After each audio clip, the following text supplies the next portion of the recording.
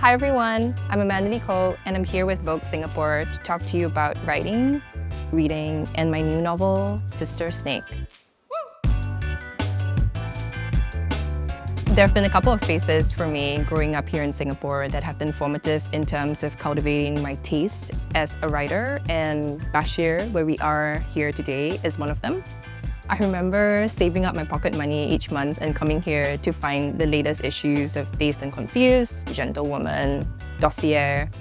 And these were fashion magazines, but they often also had short stories and literary content or music columns. And I think that having a very filled-in world is so important in terms of shaping who you are as an artist. I was never not writing. This was back in secondary school. My diary would get passed around this back row girl gang situation. It was almost as if they were waiting for a new episode to come out with each diary entry. So that's my first, conscious memory of writing to be read.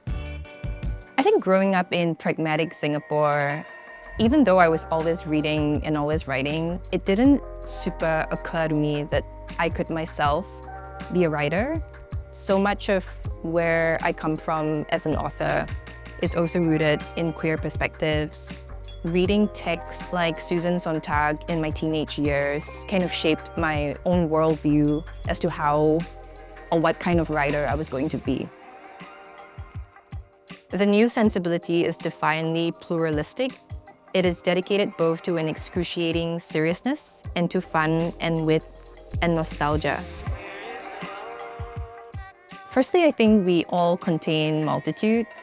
Being a writer just allows you to inhabit all of these contradictions all at once. In Ministry of Moral Panic, which was my first short story collection, I was exploring this contradiction between the underbelly of a city and then what we see of it superficially. And then I guess with Delayed Rays of a Star, this is the German translation here, Die letzten Strahlen eines Sterns. I think I was exploring the parts of my identity that are queer and cosmopolitan. I believe that identity isn't something that is necessarily fixed, but I think that with each and every new work, there's also an opportunity to explore something different. Do you want life to have its way with you? Or do you want to have your way with life? That about sums up what Sister Snake is really about. It's this story of two immortal sisters who are snake spirits played out across different times and spaces, and these indelible ties of sisterhood. A lot of my work is so much concerned with autonomy, whether we have the audacity to move through the world without feeling constrained by social expectations. When I'm writing a novel, I'm super focused. You have to be able to inhabit it so fully as to put it down on the page in a way that's going to be really engrossing and alive. It's sometimes a challenge to feel grounded in reality. That's part of the fugue state. Uncharacteristically for someone who is quite dreamy and messy, I would like to give a piece of advice that maybe feels quite pragmatic. I think we often second-guess ourselves, and I think that can make the writing process feel a bit opaque and insurmountable. And I think it's super important to just root deep into yourself and think about the core from which you are writing from, and to express that freely so that you can throw out something onto the page that feels true to you, and then from there, make the adjustments that you want to.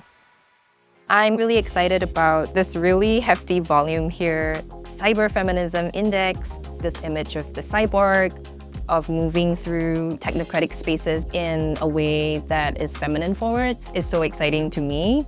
And there's also this book called We Are Not the Enemy about advocacy and activism in Singapore. It's an essay collection. I think we should be talking a lot more about civic society in Singapore in terms of having better dialogues in society today. And there's also this poetry collection by a Singaporean lady poet called Wang Mei, and I think she just writes these really intense poems. So I'm looking forward to that as well. Thank you so much for having me. Bye.